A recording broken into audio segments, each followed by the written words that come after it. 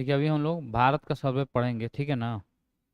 इसमें पढ़ना कुछ नहीं है, बस लिखना है चीज़ों को, जितना भी चीज़ें उसको लिखना है। हाँ, हाँ, सिर्फ डाटा है, एक जगह उसको कलेक्ट करके लाया गया है, उसको लिखना है।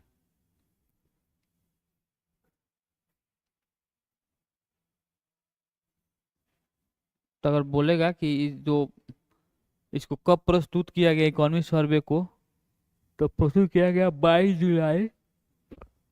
ये तबीयत खराब है, समझे, बोलने की इच्छा नहीं कर रहा है।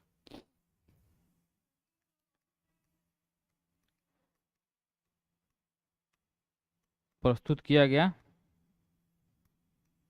22 जुलाई 2024।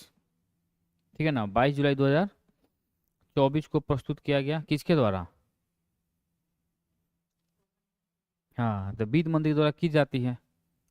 तो वित्त मंत्री के द्वारा, क्या नाम उनका? निर्मला निर्मला सीतारमण। और ये उनकी कौन सी बार की है सर्वे? 7वीं बार। 7वीं बार। अगर पूछेगा कि सबसे पहली बार आर्थिक सर्वेक्षण कब प्रस्तुत की गई थी पहली बार, तो 1950-51 में। ठीक है ना, पहली बार 1950-51 में।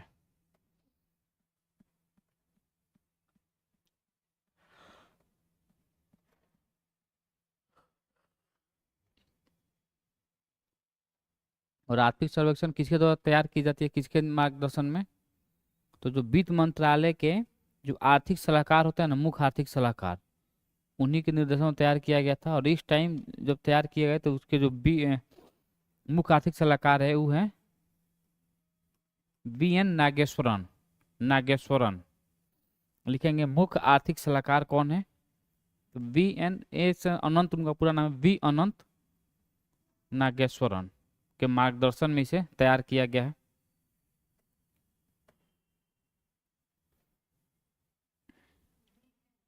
हाँ, अनंत, अनंत लिख लीजिए, V.अनंत नागेश्वरन।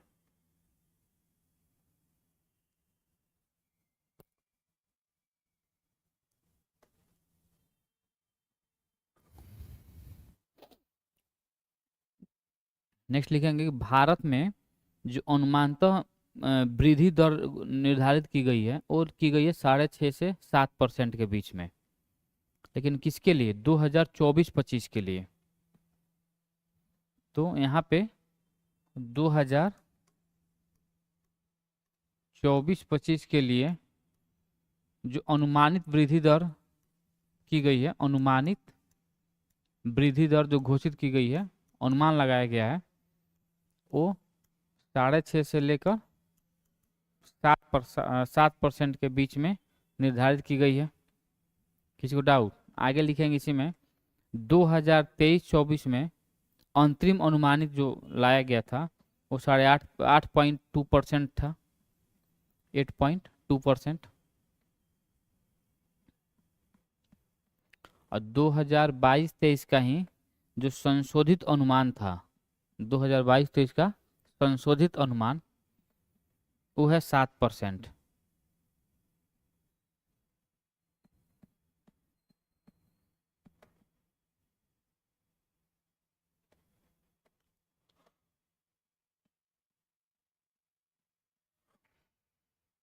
ठीक है,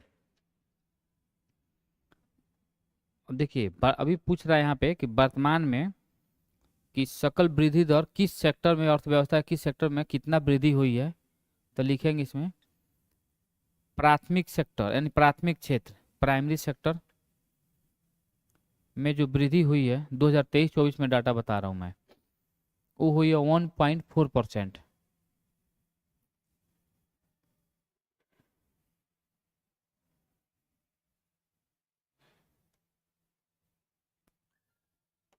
1.4%। जो द्वितीयक क्षेत्र है उसमें जो वृद्धि हुई है वो हुई है 9.5%।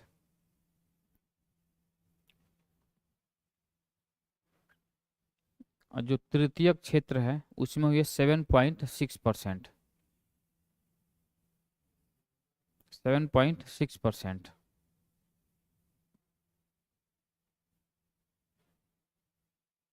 हेडिंग डालेंगे वर्तमान मूल्यों पर हिस्सा। वर्तमान मूल्यों पर हिस्सा, वर्तमान मूल्य समझ रहे हैं ना, करंट प्राइस, वर्तमान में किस चीज का कितना मूल्य है, तो हिस्सा।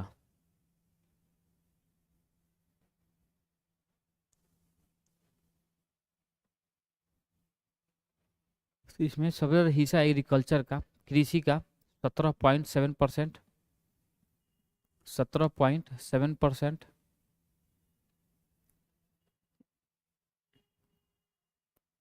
उद्योग का 27.6%।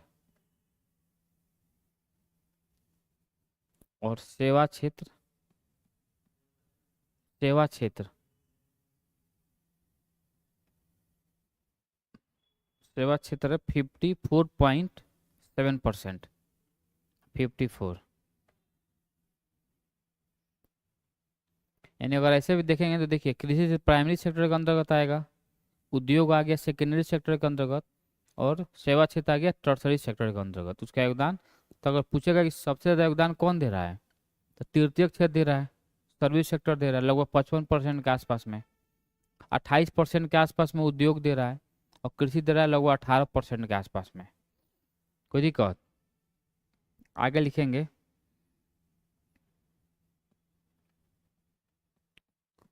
आईएमएफ ने, इंटरनेशनल मॉनेटरी फंड, आईएमएफ ने भारत के लिए,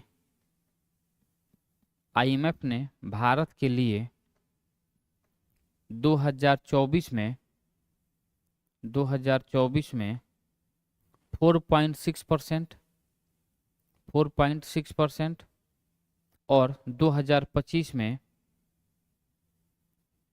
4.2% की मुद्रास्फीति दर का अनुमान लगाया है।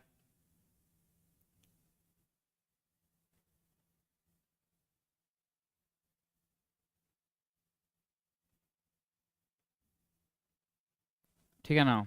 नेक्स्ट वन लिखेंगे बेरोजगारी दर 2022-23 में, बेरोजगारी दर 2022-23 में घटकर 3.2% रह गई है।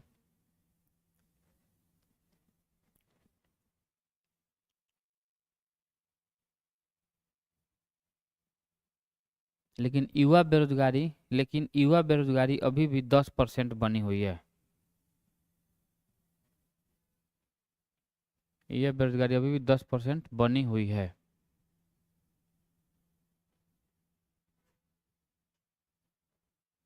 ठीक है, लिखेंगे नेक्स्ट पॉइंट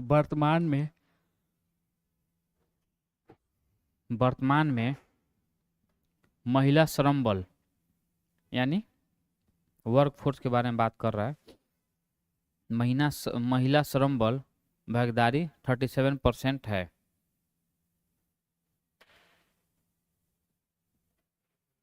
हाँ, ये मुझे ठंडा लग रहा है, बैठिए, आपको भी ठंडा लगने लगेगा। बुखार लगा है 2 दिन से, 3 दिन से बुखार लग रहा है कंटिन्यू, और मैं आने के मूड में नहीं था, लेकिन मैं सोचा समाप्त कर ही दूंगा चल के। पीडीएफ नहीं था ना, इसीलिए तो आना पड़ा। आऊंगा तो पैसा भी तो मिलेगा, ये भी तो है। आगे लिखेंगे, आगे लिखेंगे नेक्स्ट पॉइंट आरबीआई द्वारा 2025 के, आरबीआई द्वारा 2025 के अनुमानित मुद्रास्फीति दर, अनुमानित मुद्रास्फीति दर 4.5% है।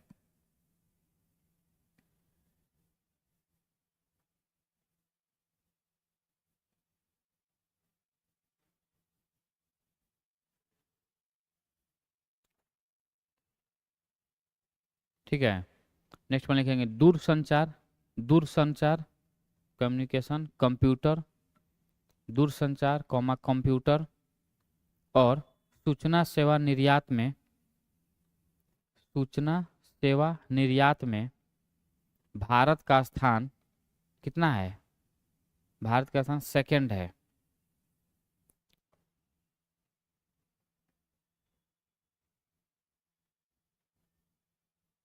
नेक्स्ट वन लिखेंगे, वित्त वर्ष 2023 में, वित्त वर्ष 2023 में शीर्ष प्राप्तकर्ता राज्य, शीर्ष प्राप्तकर्ता राज्य, प्रथम पे महाराष्ट्र है, महाराष्ट्र, फिर कर्नाटका है, फिर गुजरात है।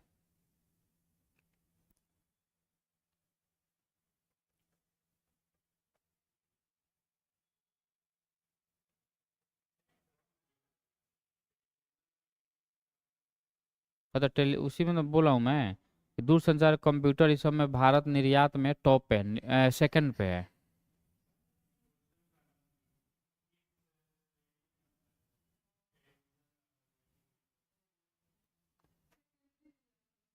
हाँ तो सेकेंडरी सेक्टर में पूछ रहा था क्या? हाँ तो ठीक तो है, तो सेकेंडरी में आएगा। हम्म। रेडियो किस में आएगा? सेकेंडरी में है ना। अब रेडियो में देखना है कि वो मैन्युफैक्चरिंग के बारे में बात कर रहा है कि केवल रेडियो देगा तो आ जाएगा टर्सरी टर्सरी सेक्टर में। अगर रेडियो के उत्पादन के बारे में बात करेगा तब वो आ जाएगा सेकेंडरी सेक्टर में। ठीक है, नेक्स्ट वन लिखेंगे,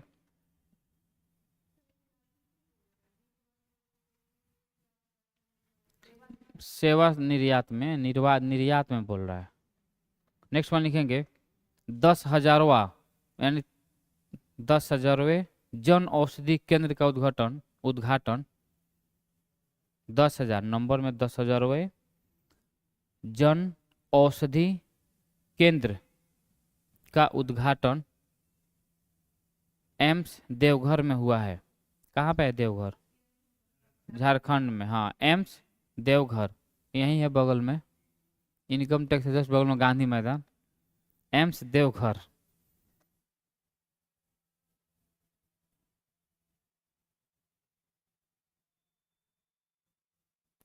नेक्स्ट वन लिखेंगे, पोषण भी पढ़ाई भी, पोषण भी पढ़ाई भी, पोषण भी न्यूट्रिशन भी और पढ़ाई भी, ये सरकार की स्कीम है, ये चलाई जा रही है, मई 2023 में शुरू की गई है। इसे इसे मई 2023 में शुरू की गई है। हो गया, मई 2023।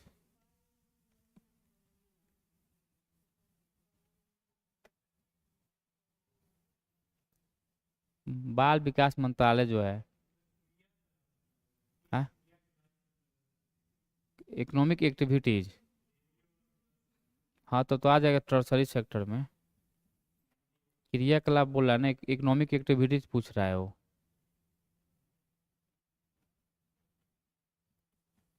हो गया, आगे लिखेंगे, तमिलनाडु में, तमिलनाडु में देश की गरीब आबादी का, तमिलनाडु में देश की गरीब आबादी का, देश की गरीब आबादी का 1% से भी कम हिस्सा, कम हिस्सा है। यानी तमिलनाडु में जितने भी भारत में जो गरीबी है ना, वो 1% से भी कम लोग मात्र गरीब है वहाँ पे तमिलनाडु में। उसमें नीचे ब्रैकेट में लिखेंगे, बिहार में 20% है गरीबी, और यूपी में हम लोग से यूपी आगे है, इसलिए खुश रहना है, 25%। यूपी 25% है, हाँ और यूपी में 25। ठीक है ना, यूपी में सबसे ज़्यादा है तब बिहार में। तो जनसंख्या जहाँ ज़्यादा वहीं पे गरीबी ज़्यादा, ये भी तो देखना है, सिंपल। आगे लिखेंगे, पिछले 5 वर्षों में, पिछले 5 वर्षों में रेलवे पर पूंजीगत व्यय में, रेलवे पर पूंजीगत व्यय में लगभग, रेलवे में पूंजीगत व्यय में, रेलवे पर पूंजीगत व्यय में 77% की वृद्धि हुई है।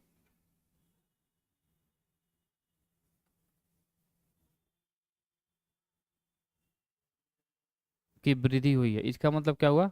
यानी सरकार रेलवे में लगातार पैसे को खर्च कर रही है, और जितना अमाउंट था उसका लगभग 77% की वृद्धि हो गई है। ठीक है ना? आगे लिखेंगे, दुनिया का सबसे बड़ा दुनिया का सबसे बड़ा कपड़ा निर्माता कौन है? भारत।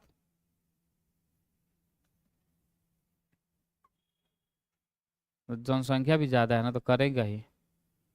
नेक्स्ट आगे लिखेंगे पॉइंट, देश में कुल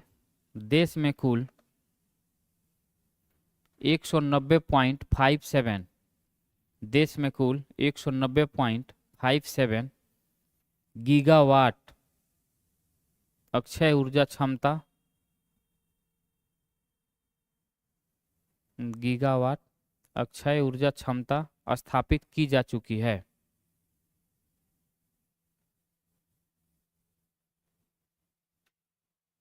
ये लिखेंगे डाटा 31 मार्च 2024 तक का रिपोर्ट है।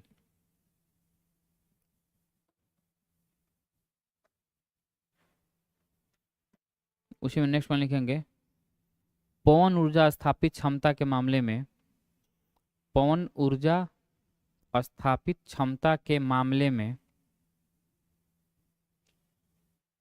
भारत चौथे स्थान पर है। भारत चौथे स्थान पर है। नेक्स्ट वन लिखेंगे, 31 मई 2024 तक 31 मई 2024 तक भारत की स्थापित बिजली उत्पादन क्षमता का भारत की स्थापित बिजली उत्पादन क्षमता का लगभग 45.4%, 45.4% गैर जीवाश्म स्रोतों से आया है। गैर जीवाश्म स्रोतों से आया है।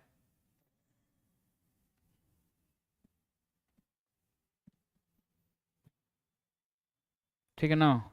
गैर जीवाश्म स्रोतों से आया है। ठीक है ना?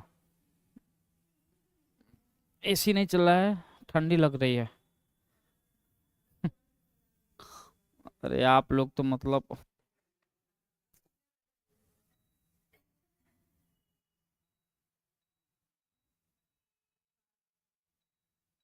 16 चल रही है।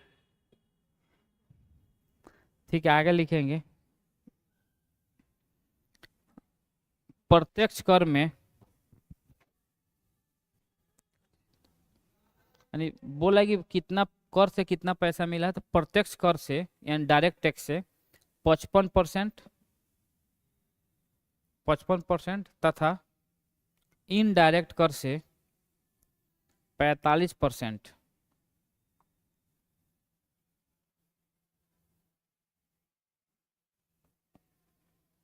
नेक्स्ट वन लिखेंगे, यह अनुमान लगाया गया है कि यह अनुमान लगाया गया है कि 2047 तक 2047 तक भारत की ऊर्जा जरूरतें भारत की ऊर्जा जरूरतें 2 से 2.5 गुना बढ़ेगी। 2 से 2.5 गुना बढ़ेगी।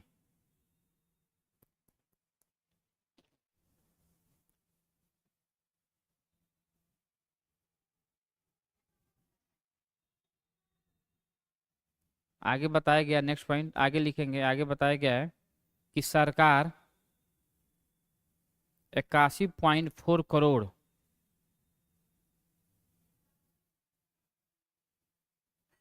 सरकार 81.4 करोड़ लोगों को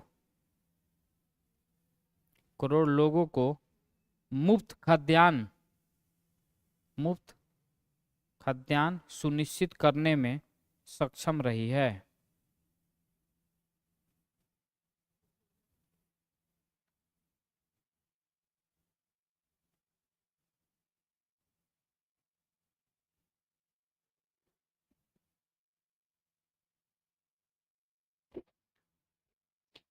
हो गया।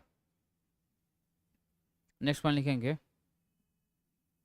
वित्त वर्ष 2023-24 में, वित्त वर्ष 2023-24 में भारत का सेवा निर्यात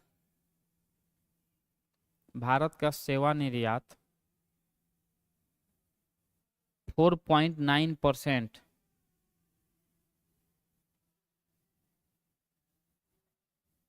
की वृद्धि हुई है, जिसमें आईटी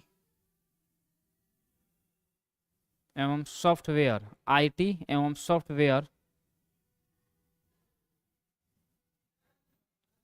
और अन्य व्यावसायिक सेवाओं का महत्वपूर्ण योगदान रहा है। और अन्य व्यावसायिक सेवाओं का महत्वपूर्ण योगदान रहा है।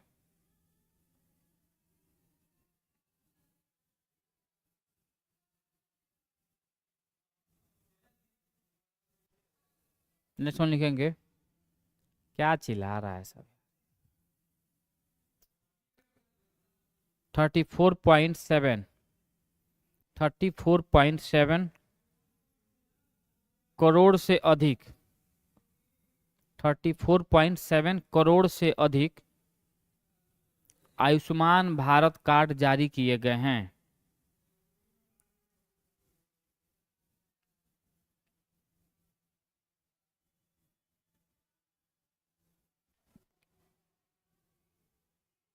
हो गया। नेक्स्ट वन लिखेंगे, पिछले 9 वर्षों में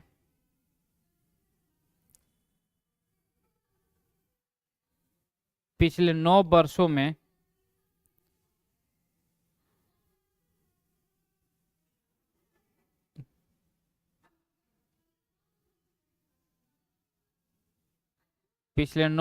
में प्रधानमंत्री आवास ग्रामीण के तहत प्रधानमंत्री आवास ग्रामीण योजना के तहत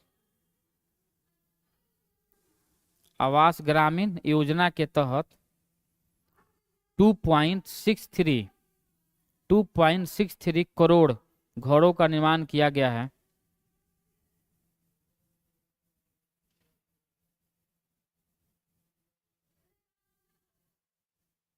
नेक्स्ट वन लिखेंगे, कृषि विकास में पिछले 5 वर्षों में स्थिर मूल्यों स्थिर मूल्यों में 4.1% की औसत वार्षिक वृद्धि दर है। 4.1% की औसत वार्षिक वृद्धि दर दर्ज की गई है। नेक्स्ट वन लिखेंगे, भारत का इलेक्ट्रॉनिक्स क्षेत्र वैश्विक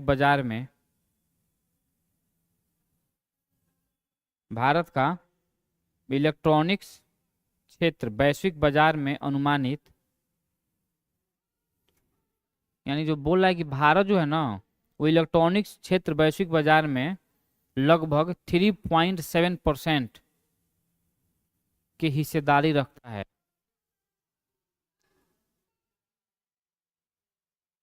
हाँ, चाइना टॉप पे है। बताइए वहीं उधर जो चल रहा है वो बताइए।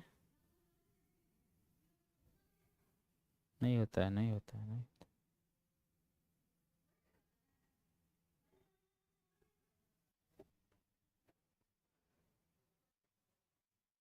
बहुत दिक्कत है जी।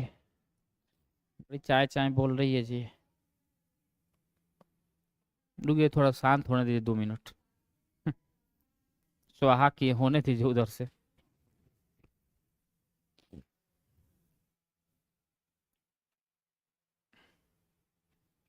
इतना सबसे महत्वपूर्ण और भी कुछ है क्या जी सर्वे में? हम्म। उत्पादित क्या क्या ऑप्शन में है? क्या? हाँ। वक्र, लाफर वक्र है क्या? हाँ, और? हाँ, तो वही है, लाफर वक्र ही होगा। गलत है, थोड़ा ही दो क्वेश्चन जी इधर।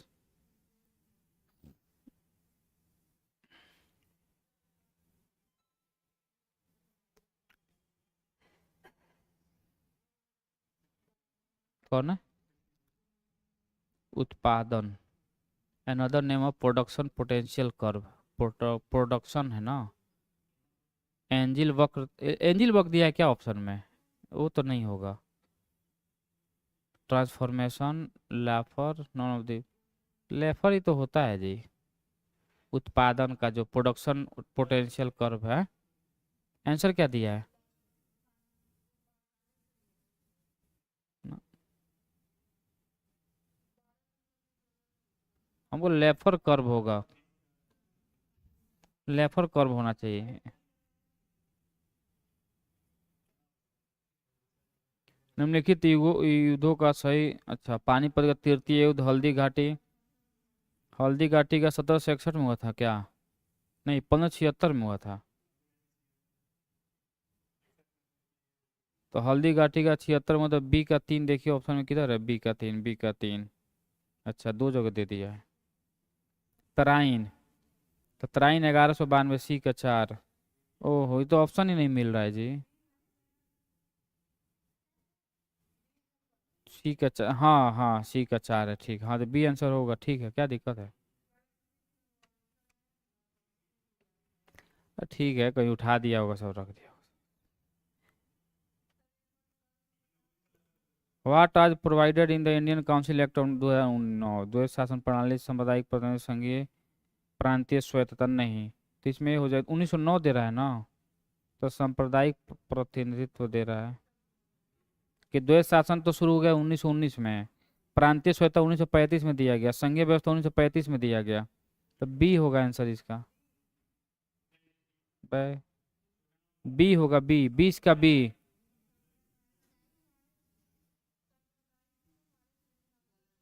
गलत है तो अब उसमें अब थोड़ा दे दिया, वही सही है। ऐसा क्यों थोड़े होता है? और कौन सा क्वेश्चन है जी इसमें? नहीं, अभी तो नहीं करूँगा, अभी तो पढ़ूंगा हम लोग इसको। देखते हैं कहाँ है, कौन कौन इकोनॉमिक्स वाला सवाल आया है।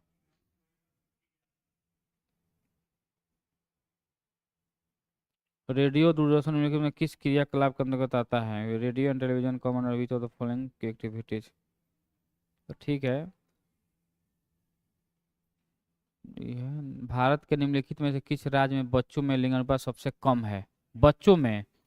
ये तो फैक्ट है, तो हाँ, हरियाणा होगा। निम्नलिखित में कौन सा मानव पूंजी निवेश का सबसे उपयुक्त उदाहरण? मानव पूंजी, most appropriate example of human capital investment. Human capital investment. मानव पूंजी का भौतिक पूंजी में परिवर्तन होना, गरीब का अमीर में परिवर्तन होना, निजी साधन में परिवर्तन होना। राष्ट्रीय आय का अंग हो सकता है। उपयोग में लाई गई कार की बिक्री, स्वयं अधिकृत घर का आरोपित कर, ऋणात्मक बाधा है। हाँ, भाई तो मैं सवाल पढ़ रहा हूँ, मैं पूछ नहीं रहा हूँ। Intermediate goods. नेशनल इनकम होगा तो इंटरमीडिएट गुड्स, लेकिन जीडीपी बोलता तो इसमें फाइनल गुड्स होता।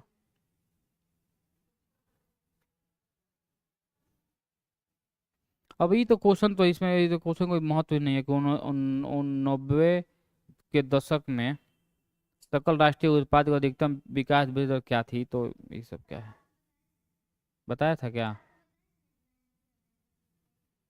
अरे बताया था। वाह।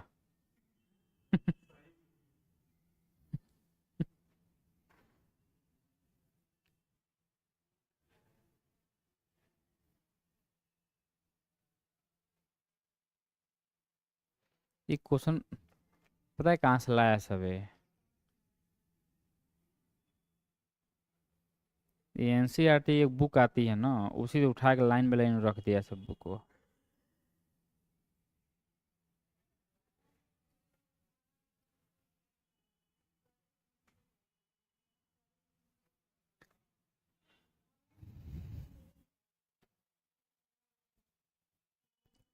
चलिए जी। आई दृष्टि मिल रहा है मार्केट में, आ गया है। अरे तेरी के तो खरीदना होगा जी मुझे भी एक बार। खत्म हो जाएगा। नहीं खरीदेगा, नहीं नहीं खत्म होगा, उसको ले ही लूंगा मैं। कहीं मैं बीपीएससी का फॉर्म नहीं डाला हूँ, डालूंगा कल। बहुत दिन से सोच रहा था कल डालूंगा, लेकिन कल डाल ही दूंगा। ईडब्ल्यूएस नहीं बना था ना मेरा, इसीलिए। 4 तक है ना। सर्वर नहीं गड़बड़ होगा। अभी आज 29 तारीख है ना, आज ही डालूंगा रात में। थोड़ा अच्छा से डालूंगा रात में आज। नाम लेकर भगवान का। नहीं, सगम भगवान नहीं।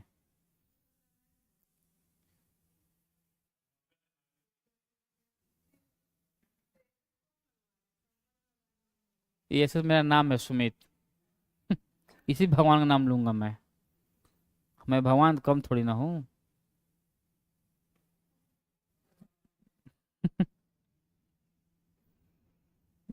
चलिए हिंदी डालेंगे बिहार का सर्वे।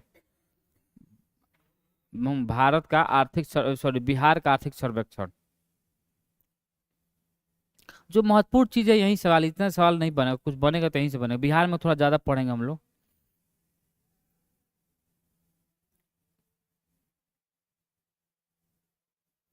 सीधे हम लोग बात कर रहे हैं सीधे क्या। जब सवाल ज्यादा पूछने का चांस है, जो सवाल पिछले बार पूछा गया उसी हिसाब पर बनाया गया है, चीजों को लिखा गया है। लिखेंगे कि मौद्रिक यानी करंट प्राइस पर यानी करंट प्राइस क्या बोलेंगे। हाँ, वर्तमान मूल्य पर बिहार का प्रति व्यक्ति आय,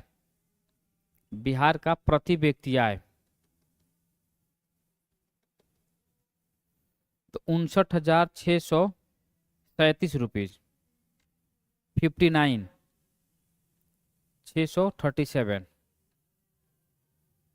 ठीक है ना। तो 59,637, इसमें वृद्धि पहले से कितना हुई है तो लिखेंगे वृद्धि, इसमें नीचे ब्रैकेट में 13.9% की वृद्धि हुई है। 13.9% की वृद्धि हुई है। अरे एक आदमी बिहार में करंट प्राइस पर साल में 59,000 रुपया कमा रहा है। हाँ, पर एनम ही आता है, प्रति व्यक्ति आय। अच्छा, और स्थिर कीमतों पर लिखेंगे, स्थिर कीमतों पर या वास्तविक जो होता है वास्तविक। हाँ, तो वास्तविक प्रति व्यक्ति आय है 35,119 रुपीज, 35,119।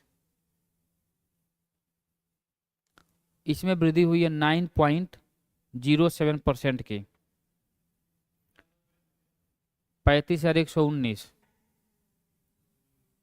हाँ, 9.07%। ठीक है ना। 9.7007%। नेक्स्ट लिखेंगे सबसे ज्यादा प्रति व्यक्ति वाला राज्य, सबसे ज्यादा प्रति व्यक्ति वाला जिला। तो सबसे ज्यादा प्रति व्यक्ति आय वाला जिला में टॉप पे है पटना। टॉप पे पटना है, उसके बाद बेगूसराय है, उसके बाद मुंगेर है। 3 जिला याद रखेंगे, पटना, बेगूसराय, मुंगेर। पटना का लिखेंगे अमाउंट कितना है। यहाँ पर है 2,14,541 रुपीज। पटना का जो प्रति व्यक्ति आय है एक आदमी का एक साल का 2,14,541 रुपीज, 41। 41, ठीक है ना। फिर नीचे लिखेंगे न्यूनतम प्रति व्यक्ति आय वाला जिला या सबसे कम प्रति व्यक्ति आय वाला जिला। सबसे कम है सीहोर है, टॉप पे सीहोर है, उसके बाद अररिया है, उसके बाद सीतामढ़ी है। सीहोर, अररिया, सीतामढ़ी। अररिया तो सीहोर में लिखेंगे 18,980 रुपये। 18,980 रुपये, बहुत कम, हालत खराब है। नेक्स्ट वन लिखेंगे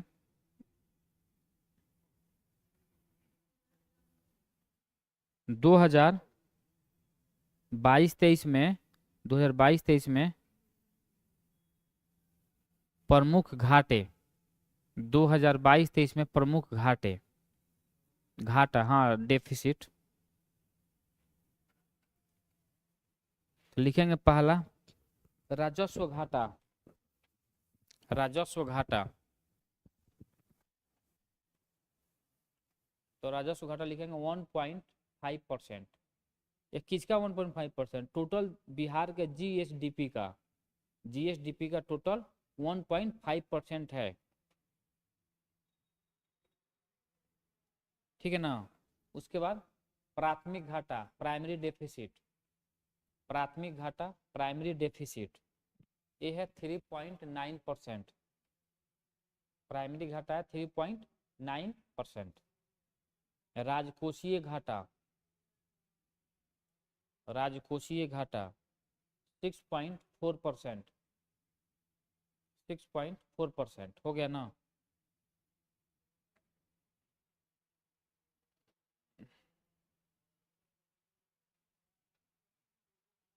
नीचे लिखेंगे, अच्छा अच्छा उसी के सामने राजस्व घाटा जो लिखे है ना, राजस्व घाटा, उसी के सामने लिखेंगे अमाउंट। अगर पूछ दिया कि टोटल अमाउंट कितना है इसका, तो लिखेंगे 11,288 करोड़। 11,288 करोड़। जो राजस्व घाटा मैं बोला हूँ ना 1.5%, उसके सामने अमाउंट अगर पूछ दे तो 11,288 करोड़। बिहार सरकार कितना उधारी ली है, कुल उधारी लिखिए। कुल उधारी, उधारी समझ रहे हैं ना, बोरो की है जो पैसा, तो 48,284 करोड़। 48,284 करोड़। 48,400 सॉरी 288 करोड़, 84 करोड़। अब बकाया ऋण कितना है बिहार पर, टोटल ऋण वो है 2,93,307। 2,93,307 करोड़। 7 7 हाँ 07 तो 70 हो जाएगा जी, बहुत दिक्कत है जी। ऐसे होगा? अरे यार, मतलब डेंगू हो गया है क्या यार, बड़ी दर्द है। हो गया, जाऊंगा क्या? हर दिन सारा बीमारी, बीमारी घर जाने के बाद जब मिलेगा ना खाने के लिए अच्छे से, खाने की तो नहीं मिल पाता ना। पटना में सबसे बेकार चीज लाइफ में है खाना।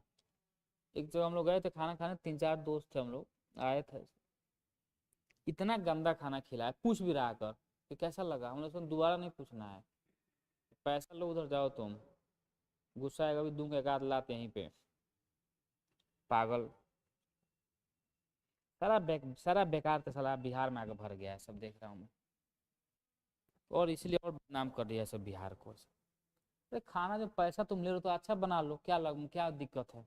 उतना ही टाइम लगेगा ना खराब भी बनाने में, तो अच्छा ही बना लो। जो मन किया डाल डूल दिया है साला ऐसे ही। उस दिन से मेरा तबीयत लग रहा है खराब हो गया, उसी टाइम से मुझे लग रहा है। हो सकता वहां से ना हुआ हो, क्योंकि कोल्ड ड्रिंक्स भी पिया था मैं। ठंडा पानी भी पिया था खरीद कर, 2 बार 2 बार कोल्ड ड्रिंक्स। उससे बोला नहीं नहीं भाई कोल्ड ड्रिंक्स चलेगा, हमने लो चलेगा तो।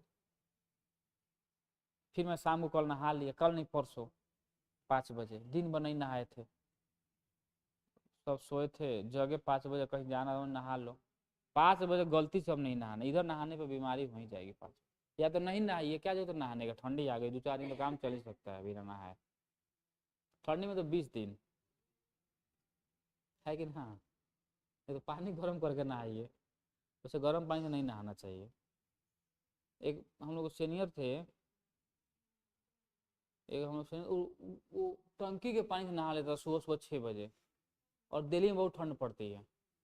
दिल्ली इतना ठंड मैंने नहीं देखा है कभी, मैंने और जगह नहीं गया हूँ, और जगह पड़ता होगा, लेकिन दिल्ली में बहुत ठंड पड़ती है। वो लड़का सुबह में 6 बजे जगते जगते नहा लेता था वो टंकी के पानी से।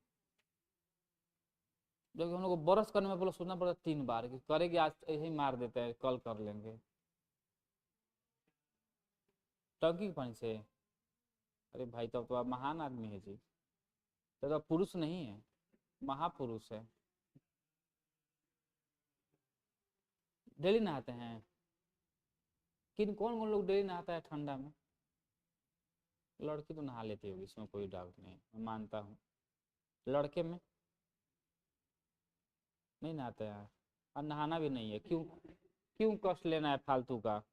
दिखाना नहीं है कि हाँ मैं बहुत नहा रहा हूँ, साफ सुथरा नहीं, ठंड मार देगा आदमी मर जाएगा, क्या फायदा होगा? है कि नहीं? हाँ तो मैं ज़्यादा, मेरे पापा मोटिवेट करते हैं नहाना चाहिए, तो ठीक है तो आप ही नहाइए, आप नहाइए, नहाना चाहिए तो ज्ञान क्यों देना है इधर।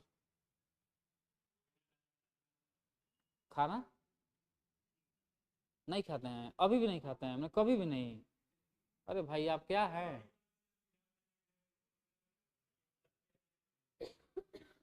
मुझे काम ना हो ना तो गर्मी में नहीं नहाता हूँ रूम पे। मतलब काम ना हो, कहीं बाहर नहीं जाना है, तो दिन भर रूम पर रहना है ना, तो उस दिन सोचता हूँ क्या पानी बर्बाद करूँ। संसाधन की कमी है देश में।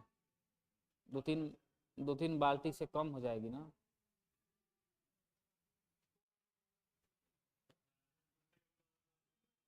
10 लीटर में कैसे नहाइएगा जी? कोई नहा पाएगा 10 लीटर में? और ना, ठंडी में 20 लीटर, गर्मी में थोड़ा 40-50 लीटर चाहिए, 60 लीटर। अब नहाइएगा 4 दिन में तो अच्छा से नहाइएगा ना। तो इसमें आप लोग बिना नहाए नहीं खाते हैं? अरे भाई आप भेजिए, डेली नहा कर खाइए। मानिए कि पूजा तो मैं भी करता हूँ, 1-8 महीना में कभी मन किया तो। उसमें बहुत दबाव रहता है तब, जब मैं घर पे गया रहता हूँ। घर में हर आदमी के घर में एक पूजा होता है, अपना मतलब एक भगवान होते हैं। उसको क्या बोलते हैं हम लोग? कुल देवता। तो जनरली मर्द ही करते हैं कुल देवता का पूजा अपने, मैंने जनरली ऐसा देखा गया है। अरे जनरली ऐसे मैं बोल रहा हूँ, ऐसा नहीं कि औरतें नहीं करती है, लेकिन जनरली। अच्छा तो मेरे यहाँ मर्द करते हैं। मानी उधर है, नेपाल में। पश्चिमी चंपारण। पश्चिम चंपारण किशनगंज है, उधर है लग रहा है कि नहीं नहाई है क्या आज? नहाई है ना, तो इसे मत नहाया कीजिए, नहाने से दिमाग कम काम करता है। नहा लिए तब ये स्थिति खराब है, मत नहाया कीजिए। जब जब नहाने के बाद भी स्थिति है तो क्या जरूरत है नहाने का भाई? बिना नहाए देखिए कहीं दिमाग सही काम करे। लिखिए, लिखिए ना, टोटल 2022-23 में जो टोटल एक्सपेंडिचर हुआ है, कुल व्यय बिहार में, वो 2.32 लाख करोड़। 2.32 लाख करोड़ ये टोटल एक्सपेंडिचर है। और टोटल रिवेन्यू, टोटल प्राप्ति कितनी हुई है? टोटल जो एक्सपेंडिचर हुई है 22-23 में 2.32 लाख करोड़। 2.32 लाख करोड़, ठीक है ना। और जो टोटल रिसिप्ट हुई है सरकार को, वो हुई है 2.21 लाख करोड़। अच्छा मैंने बताया था कि जो प्राप्ति हो या व्यय हो, तो व्यय भी 2 प्रकार के होते हैं और प्राप्ति भी 2 प्रकार के होते हैं। प्राप्ति में क्या होता है? रिवेन्यू रिसिप्ट और कैपिटल रिसीव्ड। उसी तरह रेवेन्यू एक्सपेंडिचर और कैपिटल एक्सपेंडिचर मैंने बताया था ना। तो जो व्यय मैंने बताया है कि 2.32 लाख करोड़ व्यय हुआ है, उसमें से देखना है कि कितना रेवेन्यू व्यय हुआ है और कितना कैपिटल व्यय हुआ है। तो उसमें लिखेंगे राजस्व व्यय, रेवेन्यू एक्सपेंडिचर, राजस्व व्यय, रेवेन्यू एक्सपेंडिचर 1.84 लाख करोड़, 1.84 लाख करोड़, ठीक है ना। नीचे लिखेंगे उसी का कुल व्यय का, कुल व्यय का अगर डाटा पूछ दिया तो कुल व्यय का 79.3%, कुल व्यय का 79.3%। और जो पूंजीगत व्यय हुई है सरकार का वो हुई है मात्र 0.48 लाख करोड़, 0.48 लाख करोड़, जो कुल व्यय का लगभग 20.7% है, 20.7% है, ठीक है। 20.7, 20 हो गया। अब हाँ तो वही तो है राजस्व व्यय, राजस्व व्यय में वही सब तो आता है।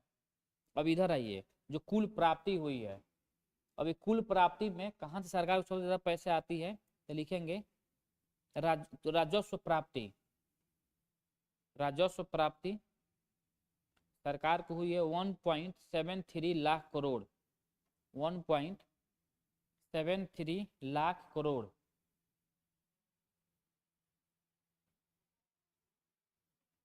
हो गया ना। और इसमें लिखेंगे कुल प्राप्त पूंजीगत प्राप्ति, पूंजीगत प्राप्ति 0.48 लाख करोड़, 0.48 लाख करोड़। पूंजीगत प्राप्ति और पूंजीगत व्यय बराबर है, देखिएगा। अगर जो सरकार की जो राजस्व प्राप्ति हुई है, सरकार की जो राजस्व प्राप्ति जो रेवेन्यू रिसिप्ट है, अगर इसमें पूछेगा कि सरकार के राजस्व प्राप्ति में सबसे ज्यादा हिस्सेदारी किसकी है, तो टैक्स से है। तो इसमें लिख लेंगे टैक्स से सबसे ज्यादा हिस्सेदारी, टैक्स सबसे ज्यादा प्राप्ति टैक्स से हुई है, लगभग 80.8%, 80.8%।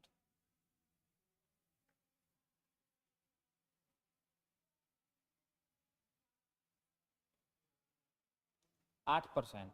ये तो हुई है सरकार को टैक्स से पैसे प्राप्त, और कुछ सरकार को सहायता अनुदान में मिला है, तो लिखेंगे सहायता अनुदान का हिस्सा, ग्रांट इन एड जिसको बोलते हैं, ग्रांट इन एड, सहायता अनुदान, वो हुआ है 16.8%।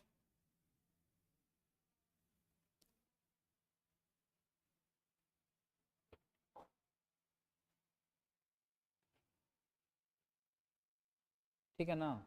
और उसमें लिखेंगे बहुत डाटा, इतना डाटा कैसे याद होगा, बहुत डाटा है वो तो। और भी तो डाटा कम चला, तो देखिए ना कितना डाटा आ रहा है दाना दान, उसमें बहुत छोट छोट के लिखवा रहा हूँ। इसमें लिखेंगे जो, देखिए अब फिर समझिएगा, मैंने टोटल मैंने बताया कितना व्यय और कितना रिसिप्ट हुआ है, ठीक है ना। जिसमें मैंने बताया कि सबसे ज्यादा पैसे सरकार का राजस्व व्यय से पैसे प्राप्त खर्च हुए, राजस्व व्यय पर कितना, लगभग पूरे जीएसडीपी का 80%, 79.7% है। उसमें बोला कितने की वृद्धि हुई है पिछले साल से इस बार की, कितने की वृद्धि हुई है उसमें, तो उसमें वृद्धि हुई है 15.5% की। समझ रहे हैं ना कहाँ लिखना है ना, सब लोग समझ रहे हैं ना कहाँ लिखना है, आप समझ रहे हैं, नहीं समझ रहे हैं।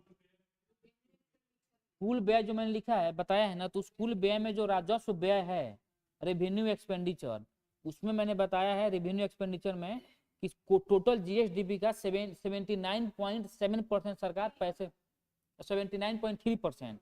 बोले कि पिछले साल से इस बार में कितनी की वृद्धि हुई है उसमें खर्चे में, तो लगभग 15.5% की वृद्धि हुई है।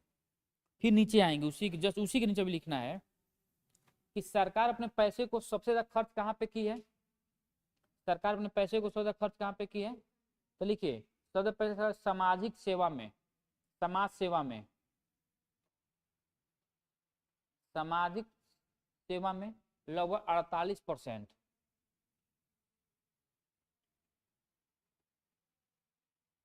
उसके बाद है आर्थिक सेवा, आर्थिक सेवा,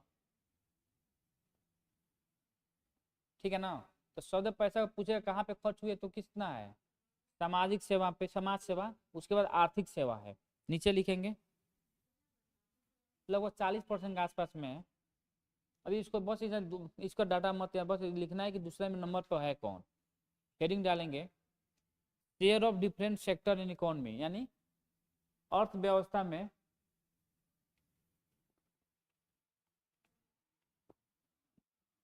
अर्थव्यवस्था के विभिन्न क्षेत्रों का योगदान।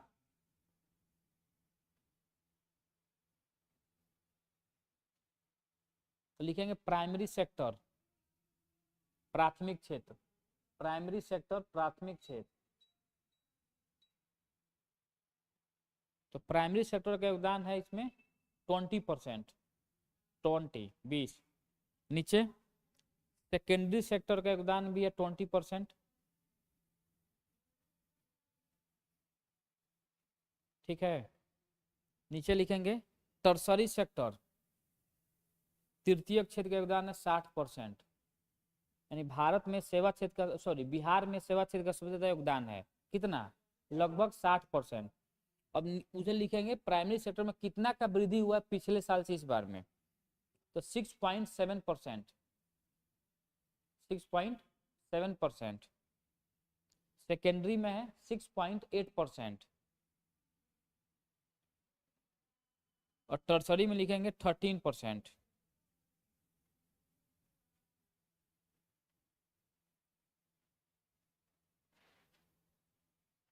ठीक है ना। अब लिखेंगे कुछ महत्वपूर्ण फैक्ट्स, कुछ महत्वपूर्ण facts.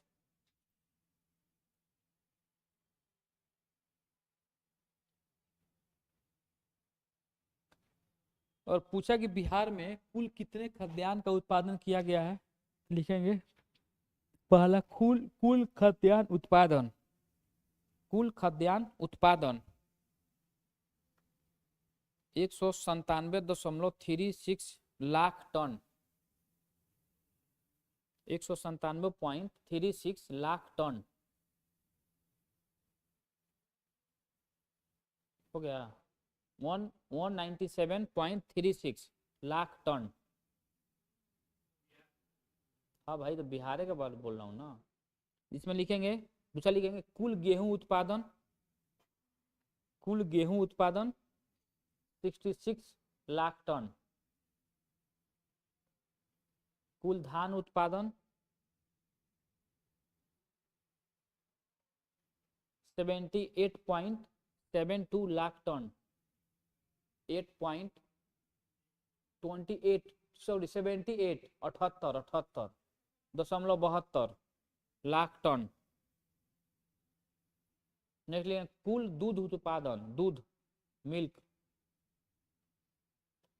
125.03 lakh ton, 125.03 lakh ton. Next लिखेंगे कुल अंडा उत्पादन 327.43 करोड़,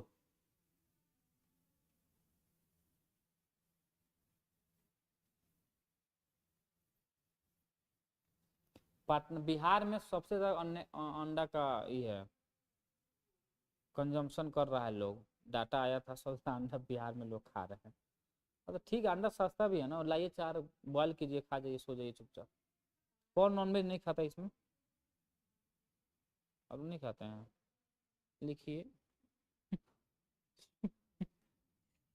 शुद्ध, शुद्ध बुआई क्षेत्र, ये लेकिन अभी जो बता रहा हूँ शुद्ध बुआई क्षेत्र, वो है 2021-22 का, 2021-22 ब्रैकेट में। हाँ, 50.70 लाख हेक्टेयर,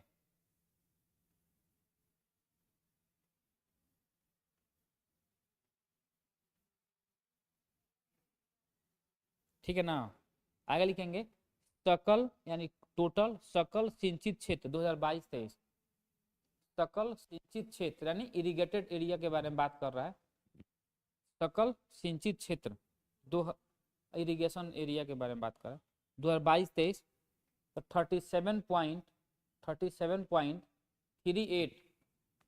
37.38 लाख हेक्टेयर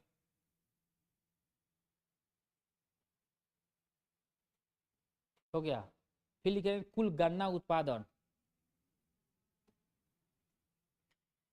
कुल गन्ना उत्पादन 214.76 लाख टन।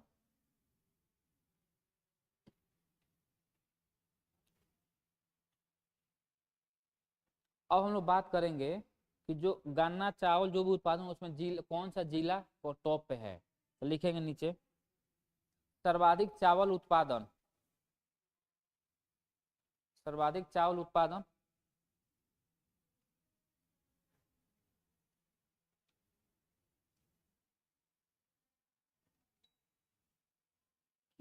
सर्वाधिक चावल उत्पादन रोहतास, टॉप पे रोहतास है, फिर औरंगाबाद है, फिर कैमूर है। रोहतास, औरंगाबाद, कैमूर।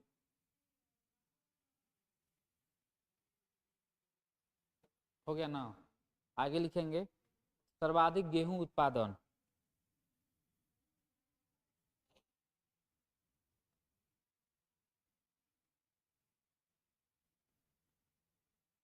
रोहतास, कैमूर, भोजपुर।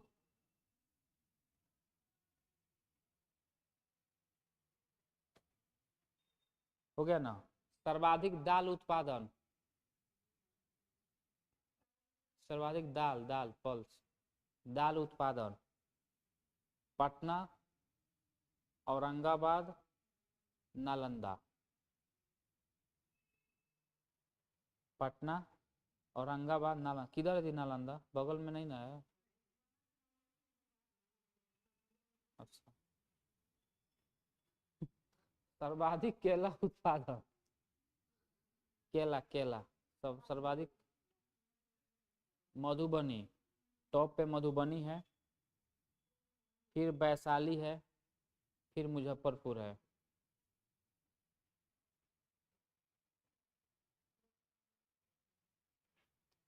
सर्वाधिक लीची उत्पादन मुजफ्फरपुर, पूर्वी चंपारण, वैशाली।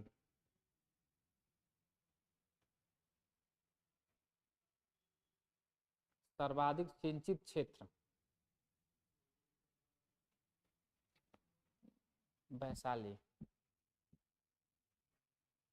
सर्वाधिक सिंचित क्षेत्र, सर्वाधिक सिंचित क्षेत्र रोहतास, औरंगाबाद, वेस्ट चंपारण। रोहतास, औरंगाबाद, वेस्ट चंपारण।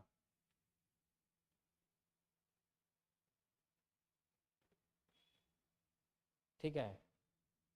अब नीचे लिखेंगे सिंचाई के साधन, किससे ज्यादा सिंचाई होती है? नलकूप, नलकूप से 63.2%, 2%, नहर से 31%, तालाब से 2.2%। नहर से 31%, तालाब से 2.2%। बिहार को लिखेंगे, बिहार को नेक्स्ट पॉइंट, बिहार को चावल, गेहूं तथा मक्का, गेहूं मक्का उत्पादन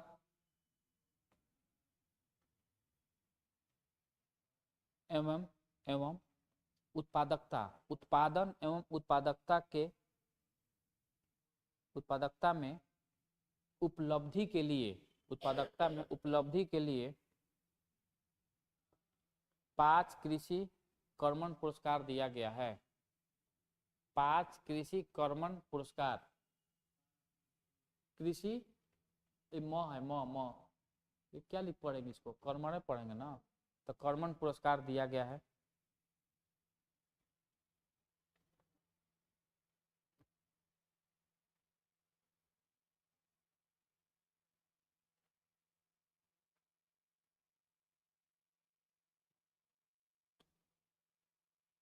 नेक्स्ट लिखेंगे फोर्थ कृषि रोड मैप, फोर्थ कृषि रोड मैप,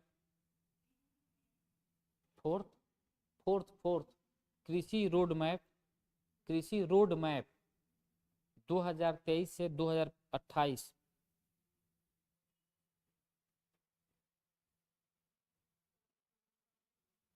इसके लिखेंगे इसके अंतर्गत, कृषि रोड मैप के अंतर्गत, इसके अंतर्गत अगले 5 वर्ष में, अगले 5 वर्ष गुड़ की, जैगरी गुड़, गुड़ की 405 इकाइयों की स्थापना होगी, 405 इकाइयों की स्थापना होगी, 405।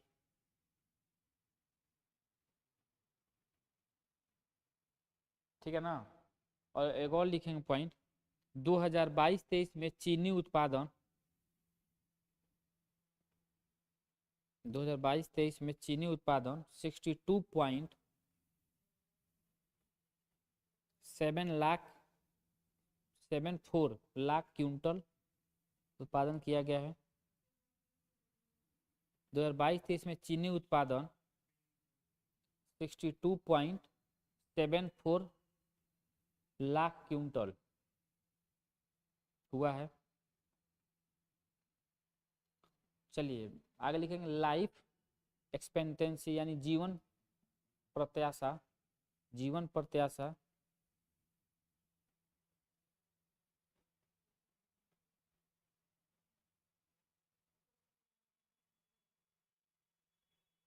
ठीक है। अब सुनिएगा, यहाँ बोल रहा है कि लाइफ एंड जीवन जीने का जो लाइफ प्रत्याशा है, कितने साल लोग जिएंगे, तो 2010 2014 2001 साल, एक बार 5 साल का आता है कि 2010 से 2014 का जो डाटा था, लिखिए 2010 से 2014 में था 68.1 वर्ष, लेकिन अभी वर्तमान में 2016 से 2020 का जो डाटा है वो आ गया है 69.5%, यानी 69.5 साल हम जिएंगे जनरल एवरेज जो है।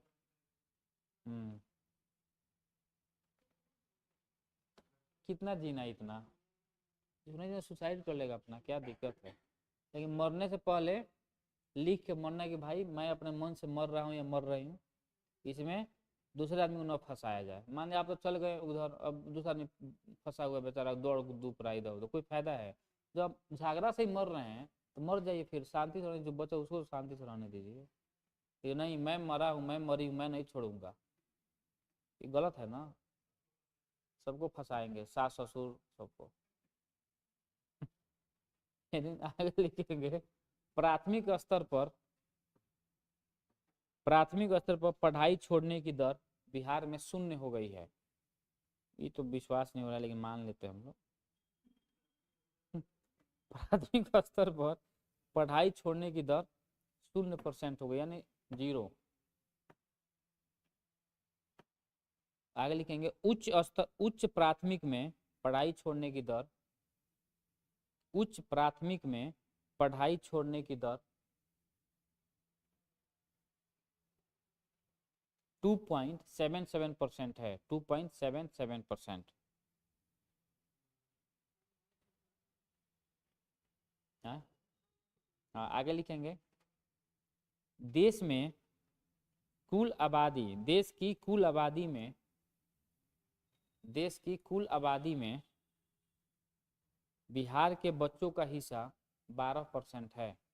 बाप रे, 12% है।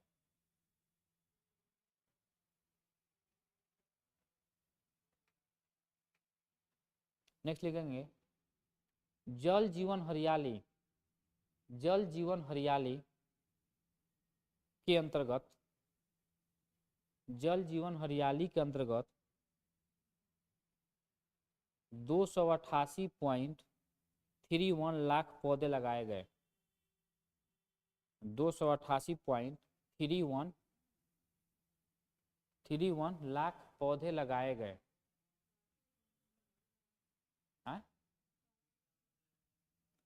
और नहीं मतलब बस लगाएंगे, हम लोग को ये याद रखना है। उसके लिए नहर नहर घूमना होगा, नहर के किनारे ही लगा है पौधा। अब जब जाएंगे अपने गांव में नहर होगा, देखिए पौधा लगा, उसमें आदमी रिक्रूट किया गया है, पैसा मिला उसको। हाँ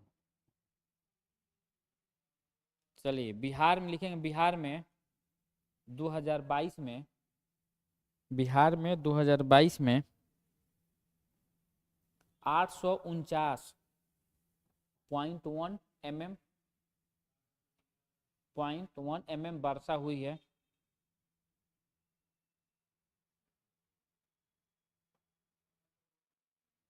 849.1। हाँ अगर पूछे इसमें भी सबसे ज्यादा बारिश किस मानसून के द्वारा होती है, साउथ वेस्टर्न मानसून के द्वारा, जिसकी हिस्सेदारी 81.7% है। 81.7%। आगे लिखेंगे 2070 तक,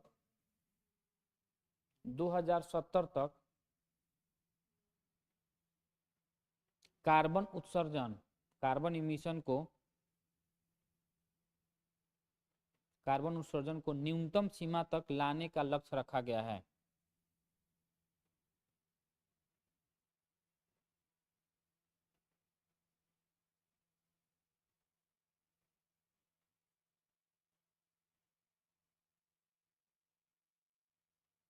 नेक्स्ट लिखेंगे सरकारी, नेक्स्ट पॉइंट सरकारी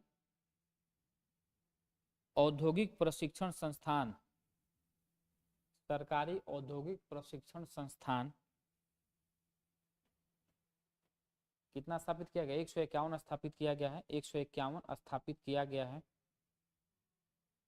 इनमें से, इनमें से महिला औद्योगिकी प्रशिक्षण संस्थान, इनमें से महिला औद्योगिकी प्रशिक्षण संस्थान 38 है।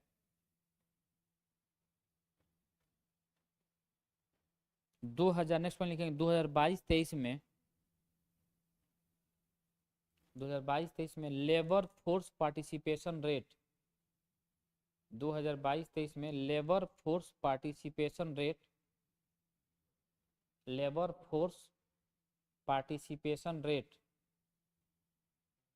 इसको शॉर्ट में हम बोलते हैं LFLP, LFPR, LFPR 50.9% है, 50.9%। ठीक है ना। नेक्स्ट वन लिखेंगे सड़क घनत्व मामले में बिहार, सड़क घनत्व, सड़क घनत्व मामले में बिहार का तीसरा रैंक है, तीसरा रैंक है। नेक्स्ट वन लिखेंगे मोटर वाहन के निबंधन मामले में, मोटर वाहन के निबंधन मामले में, मोटर वाहन के निबंधन मामले में बिहार का रैंक तीसरा है।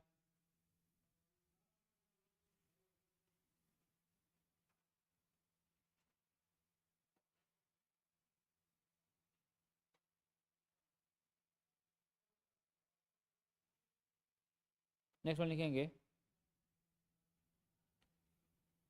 गृह स्थल, गृह स्थल योजना के तहत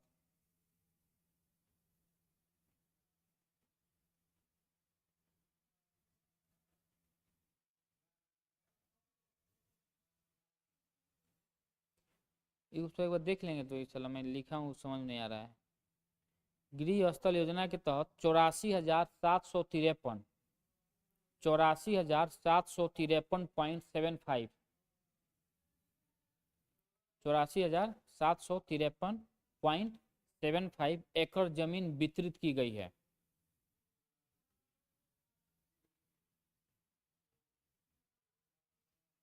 ठीक है ना। नेक्स्ट वन लिखेंगे बिहार में, बिहार में self help group, self help group की संख्या 87% बढ़ी है, 87% बढ़ी है।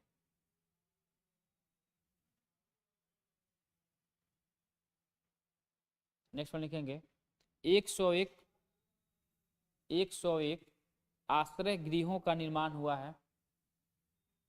101 आश्रय गृहों का निर्माण हुआ है।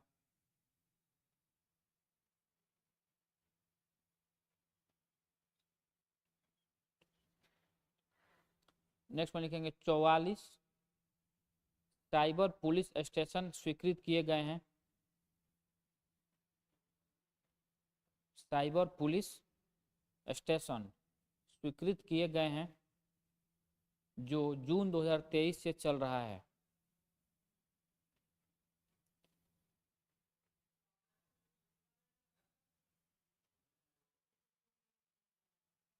ठीक है ना। नेक्स्ट वन लिखेंगे प्रति 100 व्यक्ति पर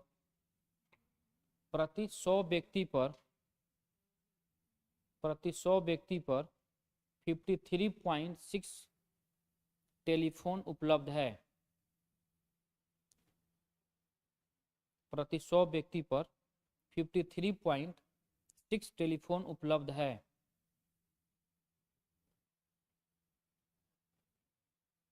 लिखिए नेक्स्ट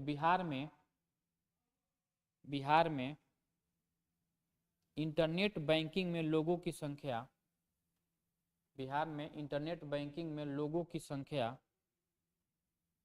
118.9 लाख हो गई है। 118.9 लाख हो गई है।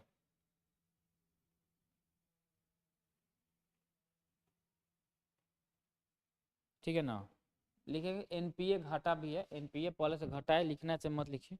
एनपीए घाटा है, ठीक है ना।